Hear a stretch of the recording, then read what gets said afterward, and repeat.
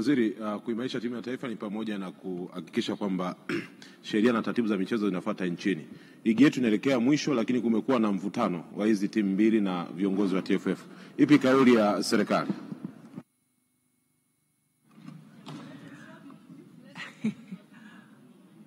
Mheshimiwa Stablaya, unataka kumsaidia kujibu Mheshimiwa Naibu Waziri?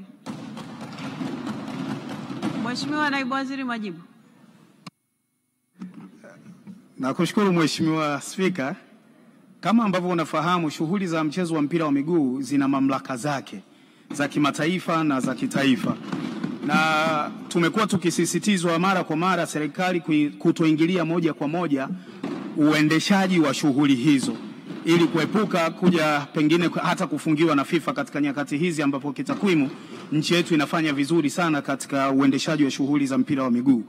Mamlaka za uendeshaji na usimamizi wa shughuli za mpira wa miguu nchi hii ni TFF ambayo ni shirikisho la mpira wa miguu nchini, lakini pia na bodi ya ligi kuu ambazo serikali, hata taarifa ambazo tunazitoa hapa tuna rely kwenye taarifa tunazopata kutoka kwao. Kuhusu mchezo anaosema, tunafuatilia kwa karibu jinsi ambavyo mgogoro huu unaendelea kutatuliwa, lakini huku tukijaribu kwa kiwango kikubwa kabisa kutoingilia moja kwa moja maamuzi ya TFF na bodi ya ligi. Lakini tumekuwa tukifuatilia kwa karibu, eyes on hands off, huku tukisisitiza TFF na bodi ya ligi kufuata na kutekeleza kanuni na sheria ambazo wamejiwekea za uendeshaji wa mpira wa miguu. Kwa hivyo kifupi kabisa ni kwamba tunafuatilia jambo hili, lakini tukihakikisha kwamba hatuingilii moja kwa moja na kupelekea nchi yetu kufungiwa kwa vile mchezo wa mpira wa miguu unajiendesha wenyewe. Asante. Mheshimiwa Stablaya, hebu sema unayosema kwenye kisemeo.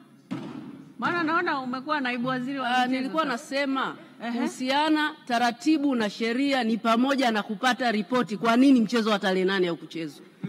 Sasa wewe ndio ulikuwa unakataza ushabiki. Sasa hapo unataka ushabiki. Haya, wa Simba anayetaka kumjibu. Esther Matiko, mjibu. Nashukuru Mheshimiwa Spika.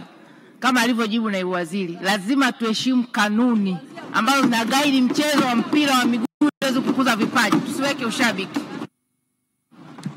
Mheshimiwa naibu waziri, asante sana kwa majibu yako kwa maswali ya Mheshimiwa Bunge. Mheshimiwa Bunge, Wizara ya Kilimo.